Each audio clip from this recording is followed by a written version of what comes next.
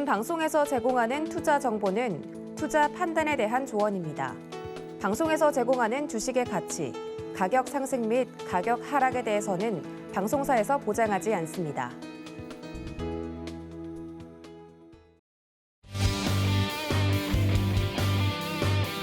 안녕하세요. 주유소 2부로 다시 돌아온 조하나입니다. 오늘 시장 같은 경우는 어제와 반대로 코스피 지수 2%대 상승세를 나타내면서 12월장 빨간불을 켜면서 시작을 했는데요. 그 힘이 좀 약한 것이 아쉬웠지만 그럼에도 불구하고 어제보단 좀 낫다 하고 여기시는 분들 많으셨을 것 같습니다. 하지만 남은 12월장에서 우리가 또 챙겨가야 될 부분은 무엇인지 궁금하신 분들, 조금 더 나의 내공을 쌓고 싶으신 분들을 위해서 이번 시간 준비를 했으니까요. 끝까지 저희와 함께해 주시면 되겠습니다. 자, 오늘 강의를 준비해 주신 위원님 기다리고 계시다고 하니까 바로 만나보겠습니다. 함께 보시죠.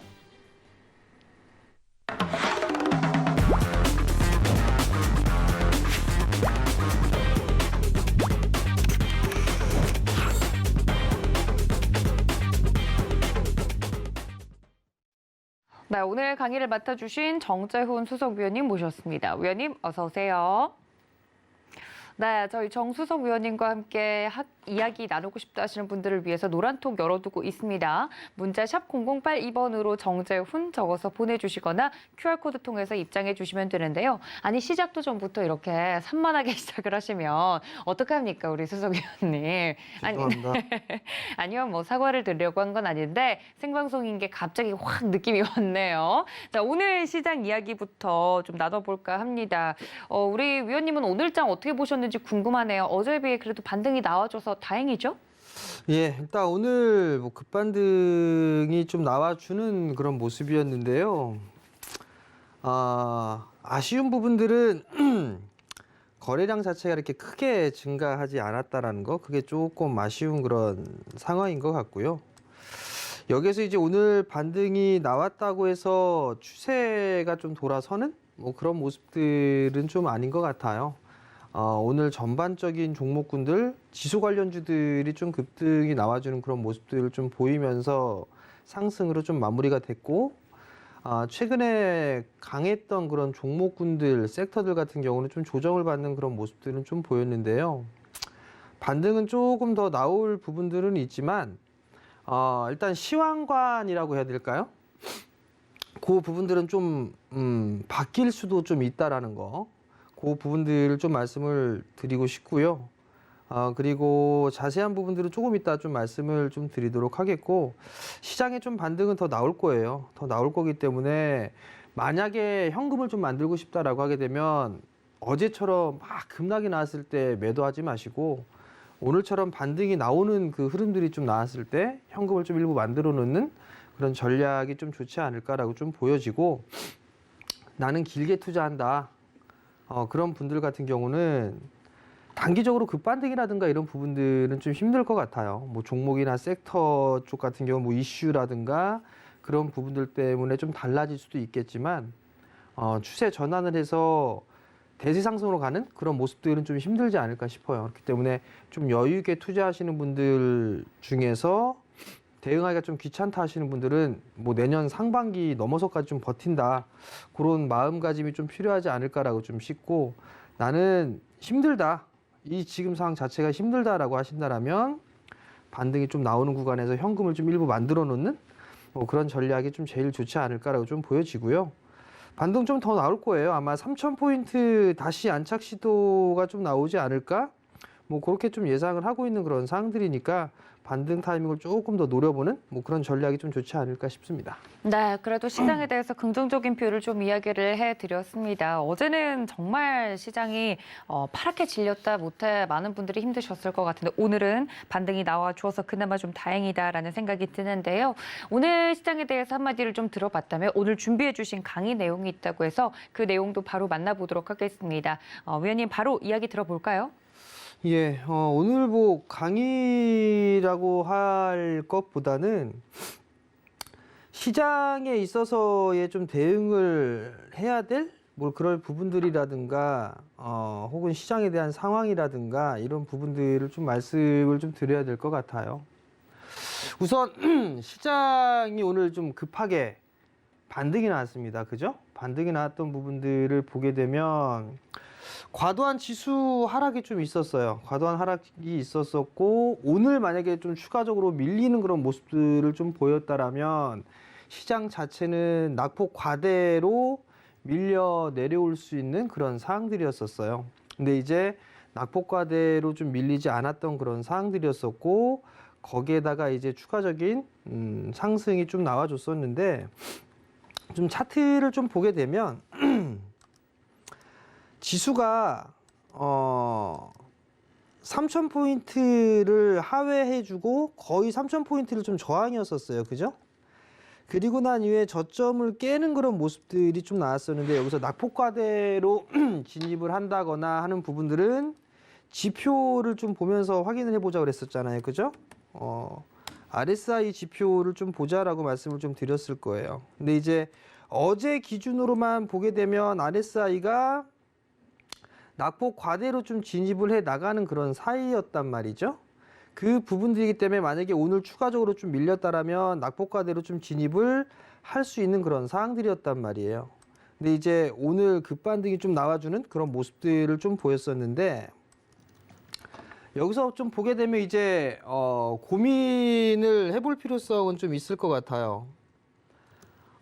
박스 지수 박스권역입니다라는 부분들을 좀 계속적으로 말씀을 좀 드리고 있을 거예요. 근데 이 박스에 대한 부분들이 변수라고 해야 될까요? 변수라고 좀 볼 수 있는 그런 부분들은 뭐 여러 가지가 좀 있을 거예요. 여러 가지가 있는데 대표적으로 좀 보게 되면 가장 단순하게 볼 수 있는 그 부분들은 실적이에요. 실적인데 지금 상황에서 이 2,900포인트 전저점 자리대인 2,900포인트 자리대를 보게 된다라면 PER 밸류로 따져봤을 때 10배 정도 수준이었잖아요. 그죠? 그리고 선행 PBR 기준으로 놓고 봤을 때는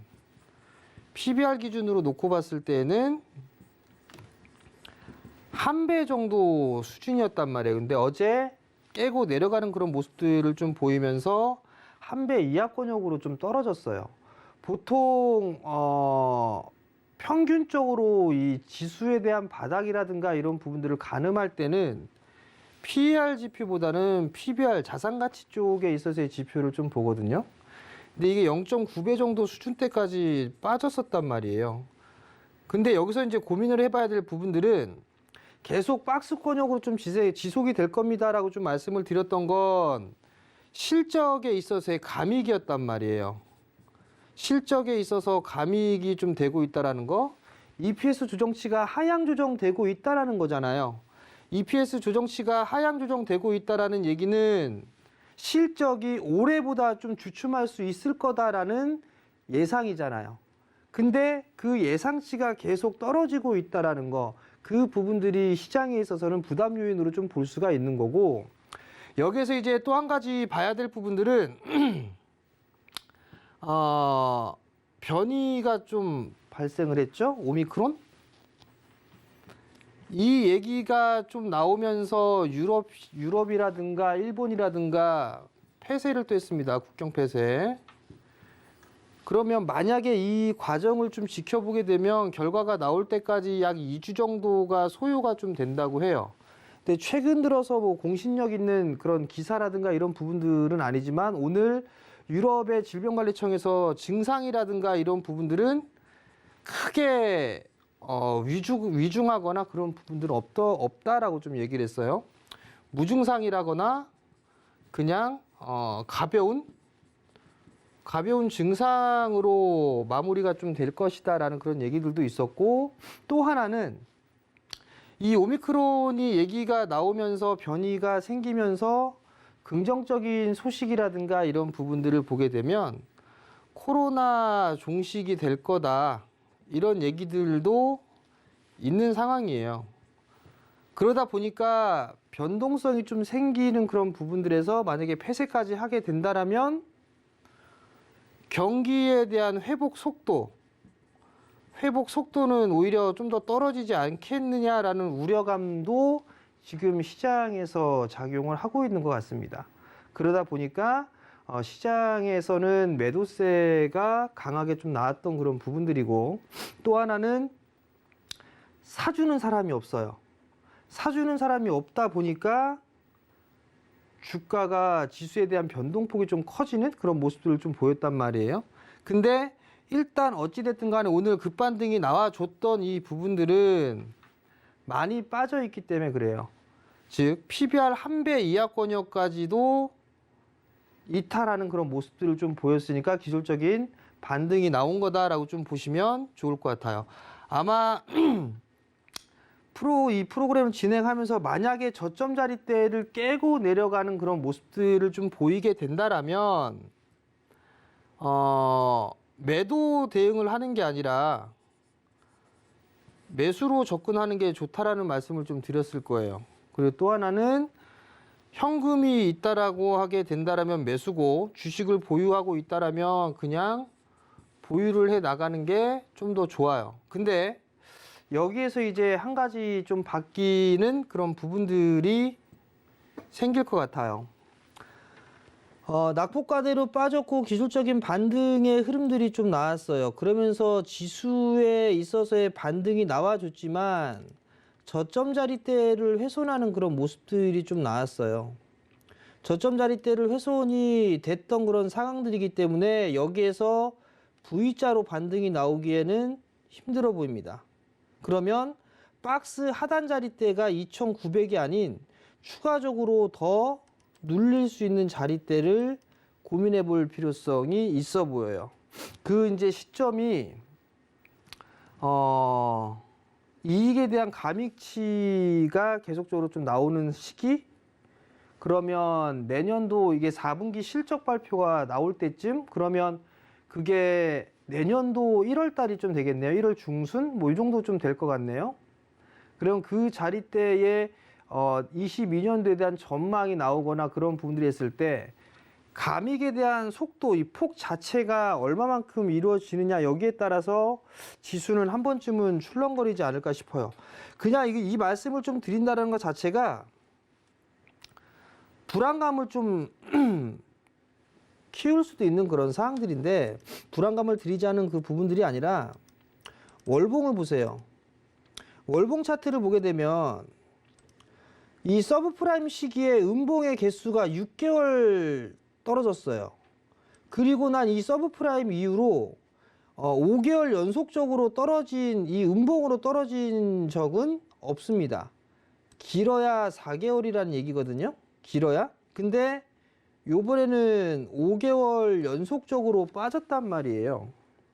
그러면 지금부터 생각해야 될 부분들은 뭐냐면, 여기에서는 더 싸게 잡는다라는 거. 아마 12월 달 기준으로 보게 되면 음봉의 모습은 아닐 것 같아요.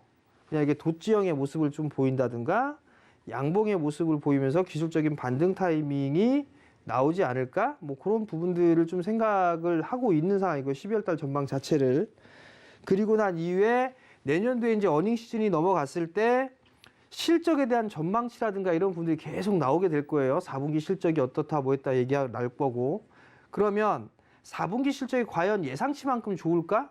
그걸 한 번쯤은 생각해 볼 필요성이 있을 것 같아요. 만약에 4분기에 있어의 실적에 대한 부분들이 하향 조정이 된다라면 거기에서의 좀 변동성이 나올 수 있지 않을까 싶거든요. 그렇기 때문에 그 부분들을 생각을 하고 봐야 된다. 그렇게 좀 말씀을 좀 드려보도록 하겠고요. 어찌됐든 과도하게 지수가 빠졌기 때문에 반발 매수가 좀 들어왔어요. 근데 오늘 보게 되면 지수 관련주들이 좀 많이 올랐어요. 특히나 삼성전자가 급등이 좀 나와주는, 뭐 급등은 아니죠. 상승을 해주는 그런 모습들을 좀 보였었는데, 이유가 좀 있었어요. 첫 번째는 반도체 가격이 반등이 좀 나왔다라는 거? 뭐 요게 좀 있었어요. 반도체 가격이 반등이 나왔다라는 부분들인데, 디램 가격이 3거래일 연속적으로 상승을 했어요. 상승을 해주는 그런 모습들을 좀 보이면서 뭐 이제 바닥이 나오지 않았겠느냐라는 그 기대감이 좀 있었어요. 요게 하나가 있었고, 두 번째는 파운드리 쪽에 있어서의 수율이 좀 있어요. 파운드리에 있어서 수율 부분들이 10월 달 같은 경우는 10%? 4나노 공정 쪽에 있어서 수율이 10%였는데 지금 30%까지 올랐다라는 거, 상업 생산에 들어갈 수 있다라는 거, 그런 얘기들이 좀 나왔었어요. 그러면서 반도체 가격에 대한 부분들, 파운드리 쪽에 대한 부분들, 이 부분들 때문에 삼성전자가 반등에 나와주는 그런 모습들을 좀 보였고, 거기에 따라서 시스템 반도체 쪽에 있었던 뭐 종목군들이 있었을 거예요. 뭐 네페스아크라든가 네페스라든가 테스나라든가 이런 기업들이 좀 상승을 해주는 그런 모습들이 나왔었어요. 결국은 이러한 부분들 때문에 매기가 좀 들어왔던 그런 부분들이고, 실질적으로 9천억이 넘게 외국인 쪽에서 매수를 했는데 삼성전자 쪽만 매수를 해준 거는 거의 한 4천억 가까이, 우선주 포함해서 4천억 가까이를 좀 매수를 해줬거든요. 근데 여기서 그럼 바닥이 나왔을까? 요거는 조금 고민을 해볼 필요성은 있지 않을까라고 좀 보여지고요. 추이는 좀 더 지켜봐야 된다. 다만 이제 반도체 가격을 바닥을 치고 움직일 것이다라고 예상을 했던 부분들은 내년도 2분기란 말이에요. 내년도 2분기인데 조금 더 빨리 보는 사람들은 1분기 때까지 1분기 때 바닥을 칠 거다라고 전망하는 그런 리포트들도 있는 그런 사항들이에요. 그렇기 때문에 주가가 선반영되는 그런 모습들 좀 보이게 된다면 어느 정도 가격 조정은 좀 다 나오지 않았을까라는 좀 생각이 들어요. 반도체 쪽은. 근데 이제 반도체 쪽에 있어서의 종목이라든가 이런 부분들은 조금 선택적인 부분들이 좀 필요하다라는 거, 그 부분들을 좀 말씀을 드리도록 하겠고요. 그리고 오늘 또 보게 되면 포스코드라든가 롯데케미칼이라든가 그런 기업들이 많이 올랐어요. 뭐 포스코는 뭐 지주사로 전환한다 뭐 이런 얘기들도 좀 있었지만 업황 개선에 따른 매수세가 좀 유입이 됐다라고 좀 보셔야 될 것 같아요. 그러니까 이게 그냥 추세가 전환이 됐다라고 보는 것보다는, 추세가 전환이 됐다라고 보게 됐다는 그냥 기술적인 반등으로 일단 봐야 될 것 같아요. 기술적인 반등으로 노려봐야 된다라는 거, 밸류 하단까지 내려왔던 그 부분들이 있기 때문에 거기에서의 기술적인 반등 부분들이 아닌가라고 좀 판단이 됩니다. 그렇기 때문에 여기에서 난 롱텀으로 가져갈 거야 라고 생각을 하는 거는 오히려 조금 시간적인 부분들이 좀 필요하지 않을까 싶어요. 그렇기 때문에 1차적으로는 단기적인 대응이 좀 필요하다라는 거, 그 부분들을 좀 말씀을 좀 드리도록 하겠고요. 잠깐 좀 차트를 한번 좀 볼게요.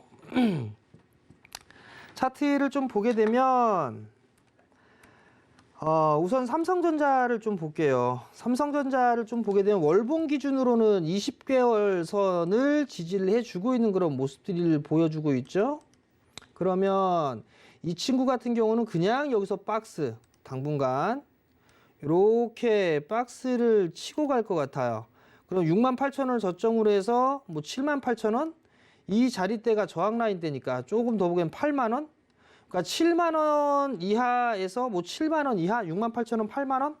그 사이에 일단 박스권 트레이딩? 그 정도로 좀 봐야 되지 않을까라고 좀 보여지고요. 그리고 오늘 상승이 나왔었던 뭐 포스코라든가 이런 기업들 같은 경우는 그냥 밸류 하단으로 빠져 있던 그런 부분들에 있어서의 기술적인 반등이에요. 그렇다는 얘기는 만약에 올라가는 그런 모습들을 좀 보이게 된다라면 뭐 30만원 초반대?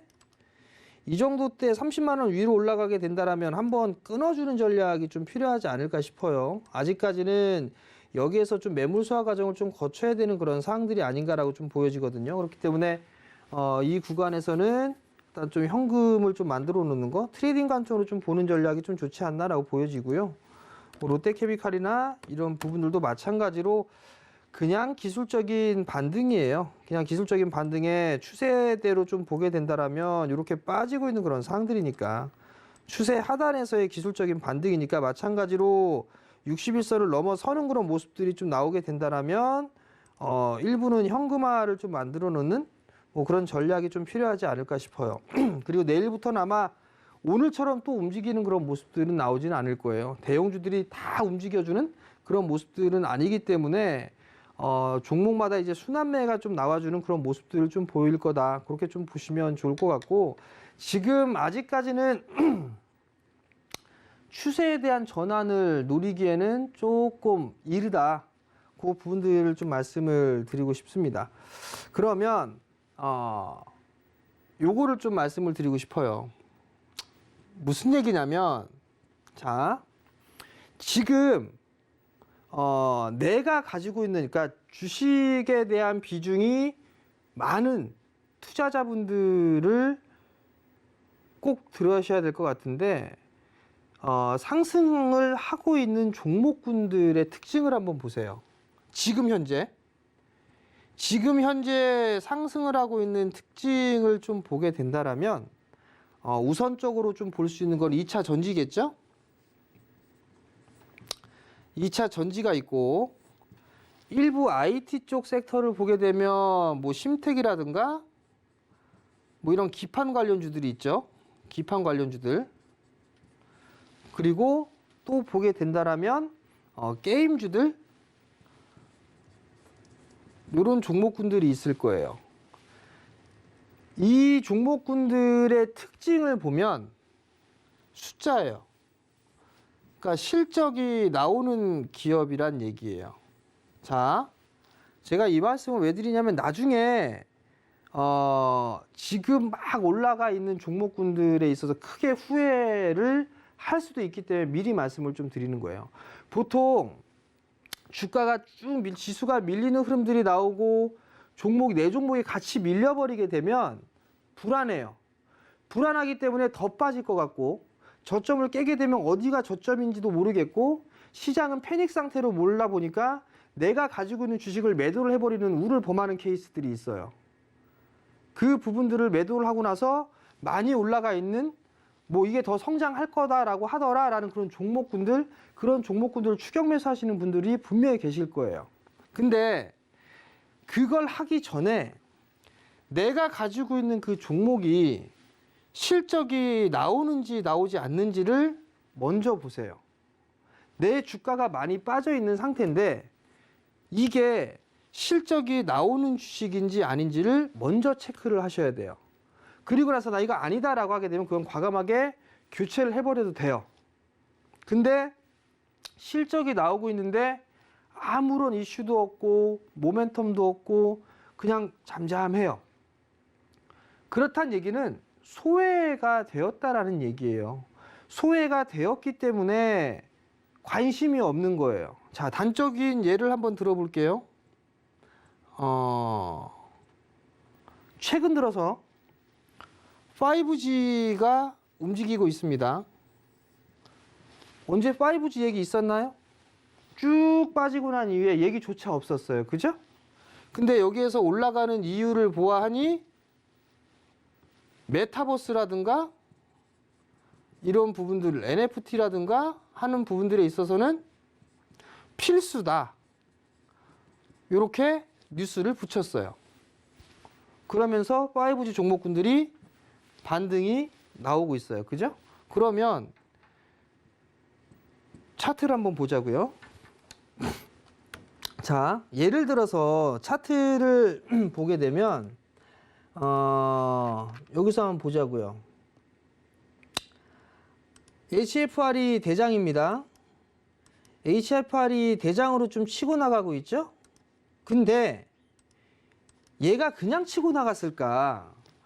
인빌딩 투자가 시작이 됐죠. 수주에 대한 부분들도 있었고. 근데 더 중요한 건 이때 당시에는 아무런 얘기조차도 없었어요.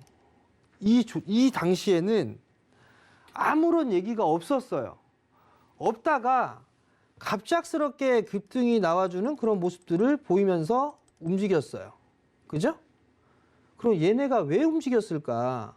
뭔가 이 뉴스가 나오고 재료가 나오고 하면서 상승폭은 더 커지는 그런 모습들을 보였지만 이 친구의 실적을 가만히 들여다보면, 자, 작년에 259억이었어요, 적자가.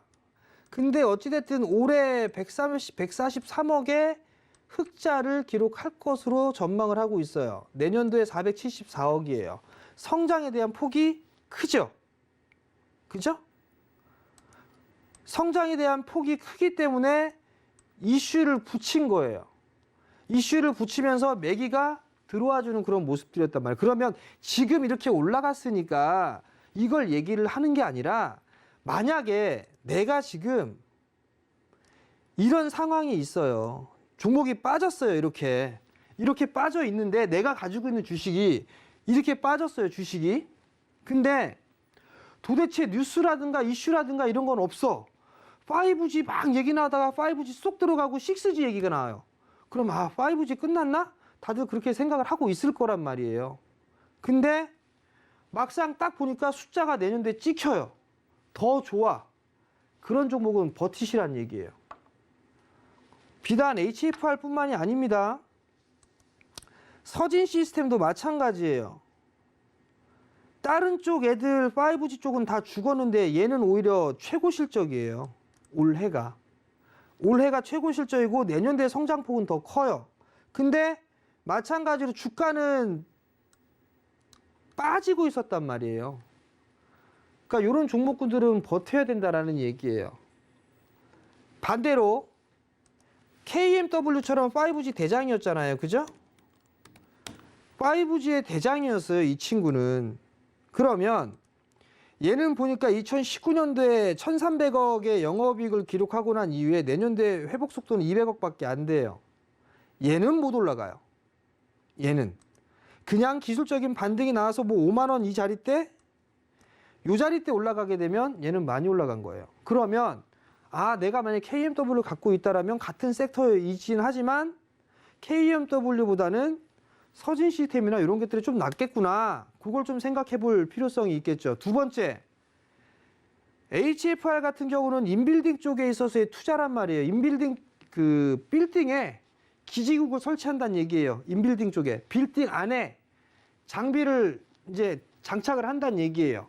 그렇기 때문에 HFR이 올라간단 말이에요. 그러면 HFR과 똑같은 사업을 하고 있는 애가 솔리드예요. 근데 얘는 얘는 또 빠졌단 말이에요. 반대로. 그죠?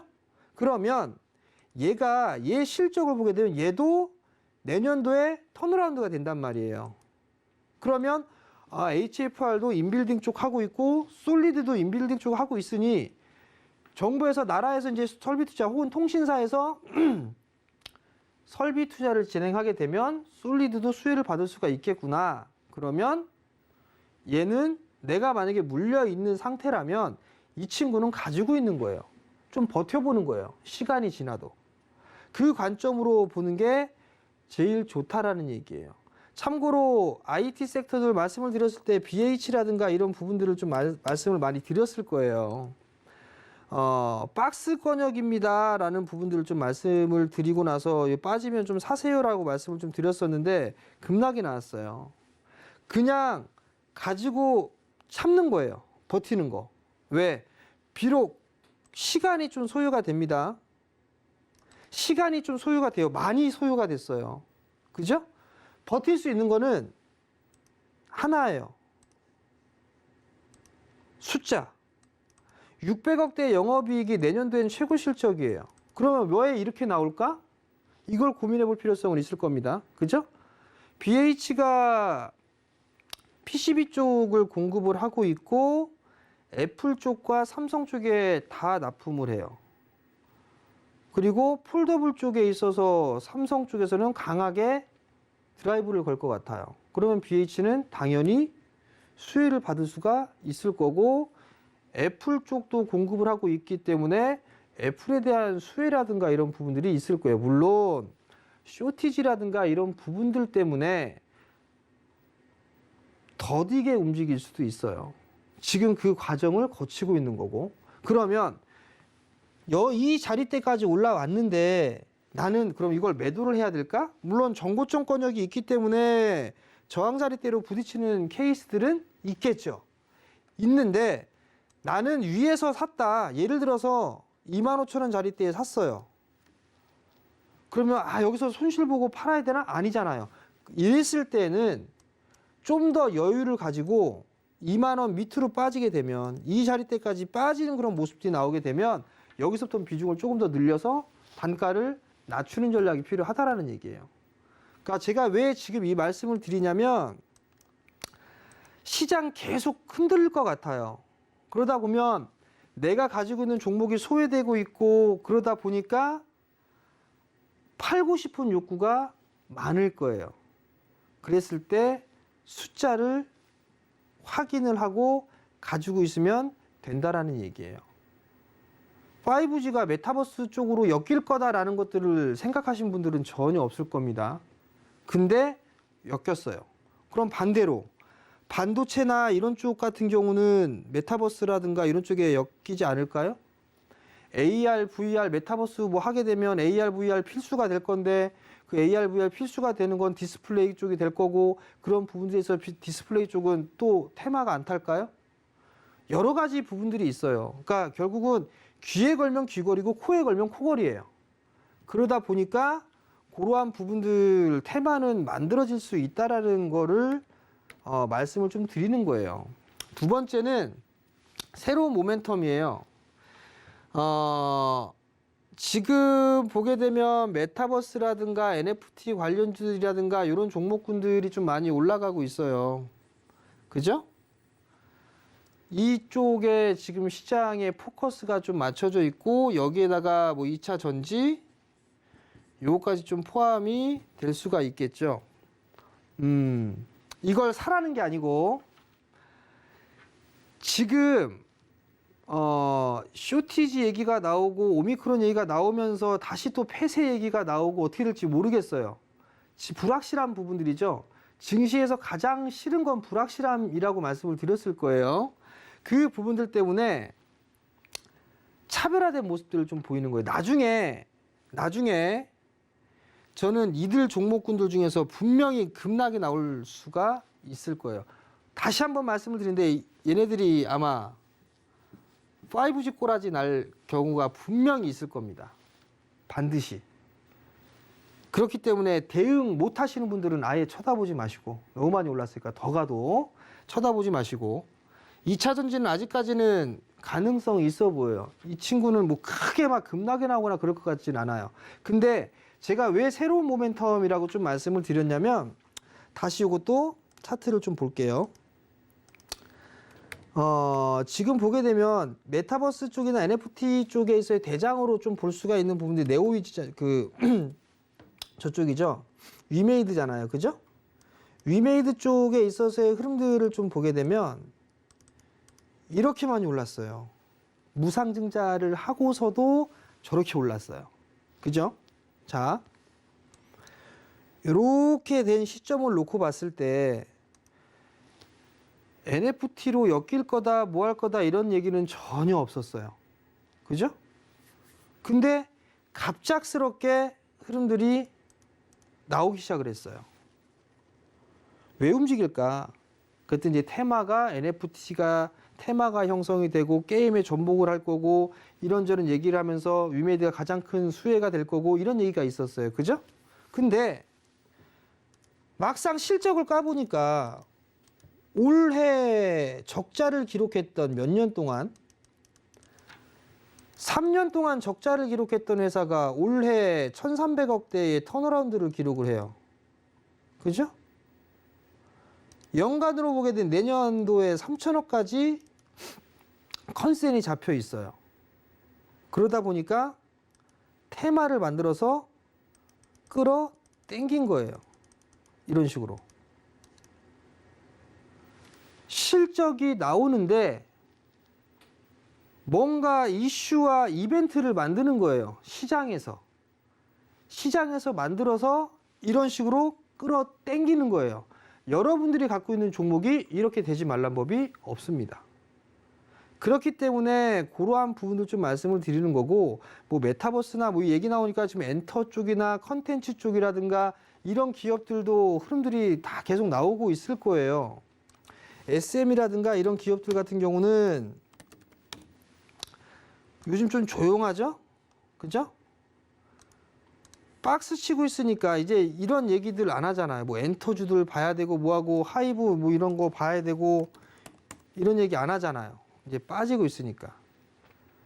그러면 결국은 올라갈 수 있는 부분들을 체크를 해봐야 된단 말이에요. 근데 어떤 테마가 아니라 어떤 이슈와 이벤트가 내가 갖고 있는 종목에 될까, 이거는 알 수가 없단 말이에요.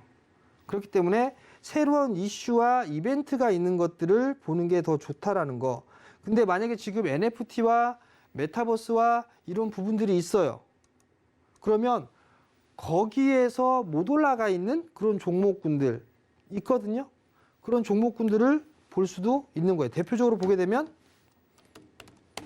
핑거 오늘 급등 나왔어요. 요거 넘어가게 되면 좀 더 움직임이 나올 수가 있겠죠. 뭐 이런 종목군들을 본다든가, 아니면 뭐 종목을 그냥 대충 좀 보게 되면 게임주 중에 미투젠? 얘네들 같은 경우는 볼 수가 있겠죠.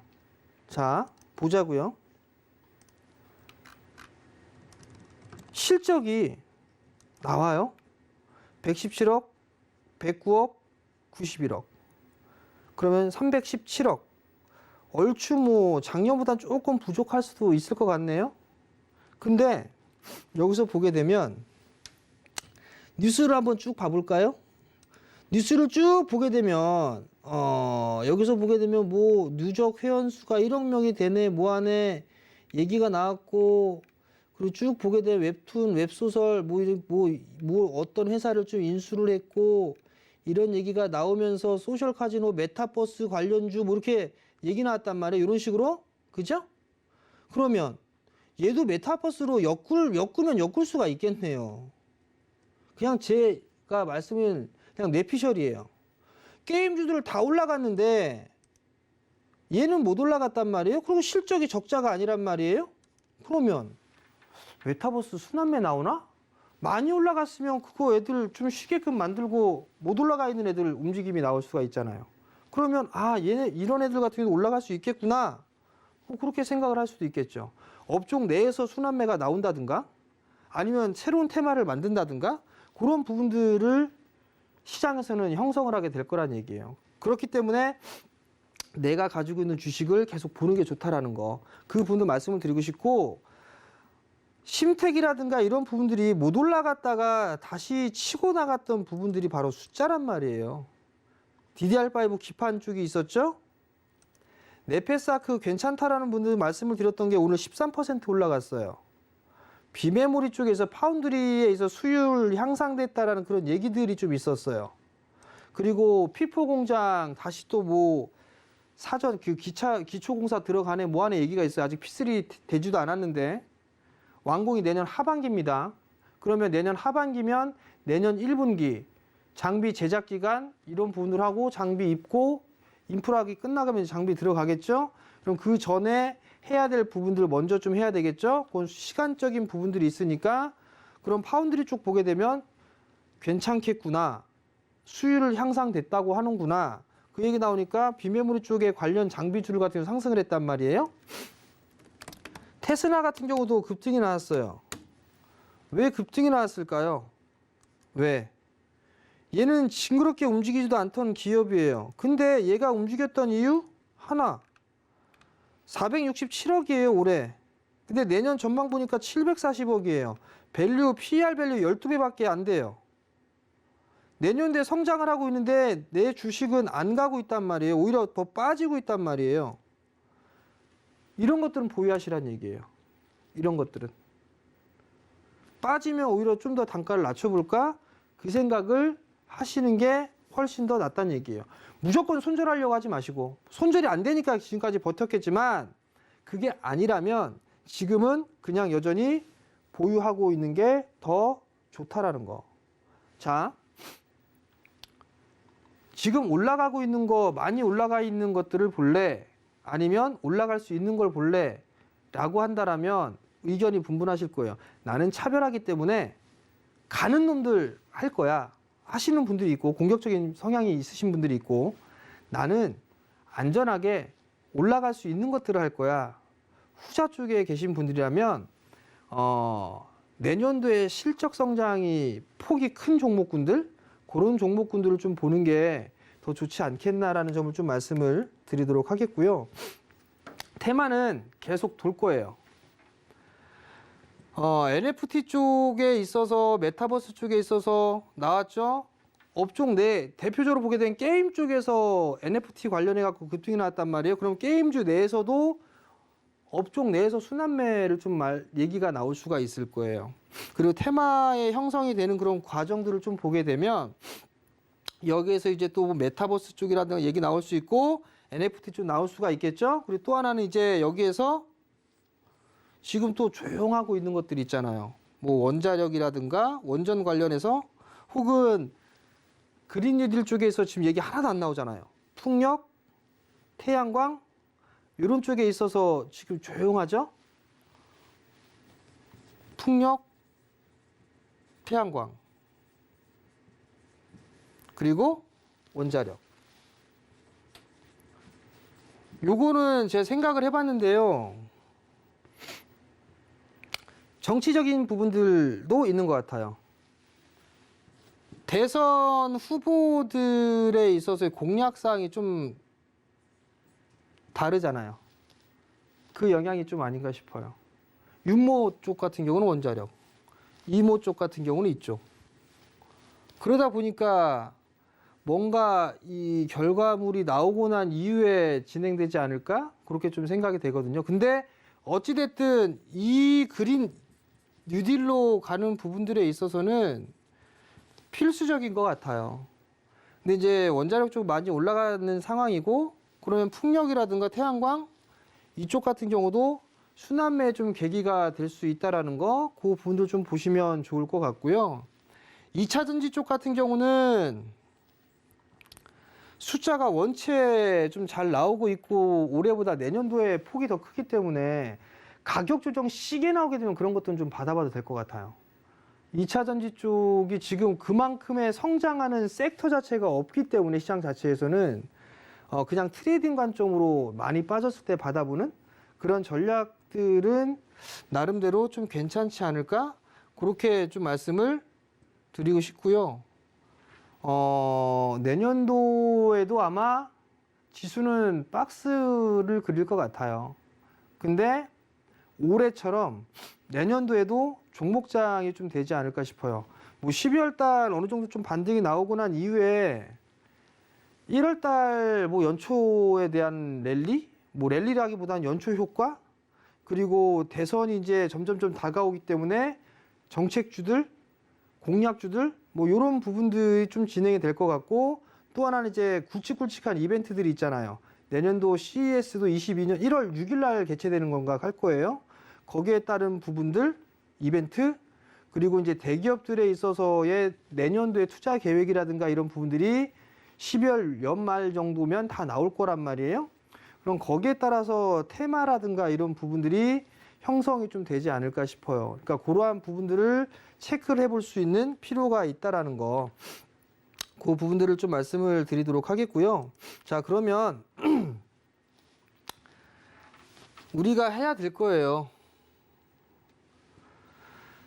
좀 전에 말씀을 좀 드렸던 것처럼 보유 종목을 확인해 보는 거예요. 숫자 나오나. 숫자는 나오는데 안 올라가요, 종목이. 길바닥에 껌딱지 마냥 쫙 달라붙어 갖고 안 올라가요. 그거 버티세요.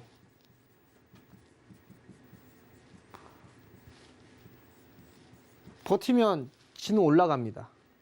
단 올해보다 내년도에 숫자가 나와야 돼요. 그 부분들이 나온다면 일단 버티세요. 그리고 두 번째는 비중 조절을 해보세요. 만약에 내가 단가가 높아요. 그렇다면 좀 사고팔고를 좀 하세요.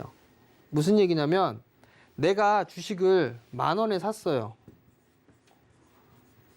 10,000원에 샀는데 주가가 쭉 빠져서 5,000원까지 빠졌어요.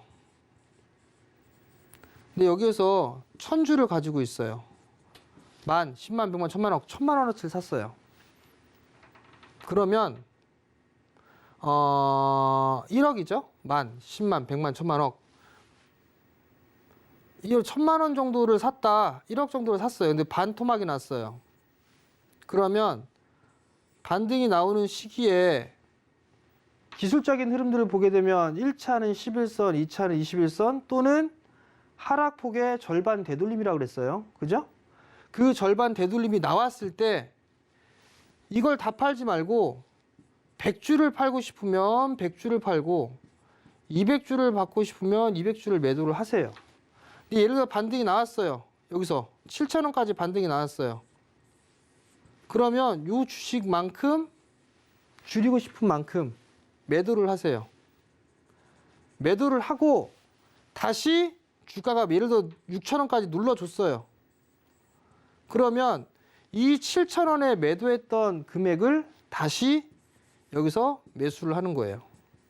그러면 주식 수량은 더 늘어나겠죠. 단가는 떨어질 거고. 근데 손실 구간인 상태에서 매도를 하게 되면 손절이라는 표현들을 하잖아요. 그죠? 전략적인 손절입니다. 전략적인 손절. 내려왔을 때 다시 나는 매수해서 단가를 낮추고 수량을 늘릴 거다라는 그런 부분들을 생각을 하면 된다라는 거예요. 이런 식으로 좀 진행을 하시면 좀 좋을 것 같고요. 마지막 좀 더 좀 여유로운 마인드가 있어야 될 것 같아요. 오르지도 않고 빠지지도 않고 이런 애들. 예를 들면 자동차, 현대차, 기아차 있죠. 현대차, 기아차. 올해 연초부터 시작해서 계속 빡셀 거예요. 계속 횡보하고 있을 거예요. 얘네들에 있어서는 오히려 저는 전기차, 친환경차 시대에 들어가면서 저는 오히려 내연기관차에서 친환경차로 들어가는 그런 시기이기 때문에 저는 현대기아는 오히려 성장폭이 훨씬 더 좋을 것 같다라고 좀 판단이 돼요. 근데 주가는 못 올라가요. 우려감이에요. 우려감. 쇼티지, 폐쇄, 이 우려감이거든요. 중요한 건 평생 이렇게 가지는 못할 거예요. 코로나가. 그러면 위드 코로나는 어찌됐든 갈 거예요. 갈 거면 자동차에 대한 판매라든가 이런 부분들은 늘어날 수밖에 없을 거예요. 근데 11월 자동차 판매는 조금 소폭 늘어난 거에 그쳤는데 현대차나 이런 부분들을 좀 보게 되면 현대차 올해 내내 지금 박스죠. 올해 내내 여기에서 지금 주가가 이렇게 형성이 됐다가 이게 지금 레벨 다운이 된 거예요. 레벨 다운이 됐는데 이런 기업들 같은 경우는 좀 버텨야 될 것 같아요. 만약에 내 고점권역에 샀다 싶으면 좀 느긋하게 버텨야 되지 않을까라고 좀 보여지고요. 기아차도 마찬가지로 기아도 마찬가지로 이 자리대를 깨지 않고 있죠. 그냥 연초에서 얘는 박스잖아요. 그죠? 만약에 시장이 빠지게 되는 모습들을 좀 보였는데 이 저점 자리대는 74,000원을 깨고 내려갔어요. 더 빠질 수가 있을까요? 7만 원? 많이 빠져요? 전 그 정도로 좀 보이지 않을까 싶거든요. 제 개인적인 생각으로는. 그러면 그 자리대에서는 충분히 매수를 해볼 수도 있지 않을까 싶어요. 그렇기 때문에 지금 구간에서는 쫄 필요성이 없다라는 거. 즉 내년도에 숫자가 찍히는데 주가가 못 올라가고 있다는 얘기는 좀 더 길게 여유 있게 보자라는 거. 그렇게 좀 전략을 세우시면 좋을 것 같고요. 지수주도보다는 여전히 종목장으로 좀 봐야 된다라는 거. 그 부분들을 꼭 기억을 하셨으면 좋겠습니다. 네, 저희 정재훈 수석위원님과 함께 시장에 대한 전략 이야기를 좀 들어봤는데요. 노란톡 늘 열어두고 있으니까 문자 샵 0082번으로 지금 바로 정재훈 적어서 보내주시면 함께 할 수 있는 방법 안내를 해드리도록 하겠습니다. 그리고 무엇보다도 12월에 된 든든한 서울경제TV 수석위원님들과 함께 만날 수 있는 시크릿 강연을 저희가 준비를 하고 있죠. 이번 주 토요일 첫 스타트를 끊습니다. 박원자 위원님과 이주환 위원님 준비하고 계신데요. 이 부분에 대해서 강연에 나도 참석하고 싶다. 직접 만나 뵙고 자세한 이야기를 좀 듣고 싶다 하시는 분들은 전화, 문자 그리고 노란톡 늘 열어두고 있습니다. 서울경제TV 시크릿 강연회 검색을 하시고 들어오시거나 전화나 문자로 문의를 주셔도 자세하게 안내를 드리고 있으니까요. 올해를 넘어서 내년까지 좀 제대로 된 전략을 세우고 싶다 하시는 분들 이번 주 토요일 기억해 주셨다가 시크릿 강연회 가셔서 직접 저희 위원님들과 만나보시기를 바랍니다. 또 본 방송에서 제공해 드린 정보는 투자 판단에 대한 조언일 뿐 해당 주식의 가치나 수익률을 보장하고 있지 않다는 점까지 알려드리면서 저는 수석위원님과 함께 여기서 인사드리겠습니다. 시청해주신 여러분 고맙습니다.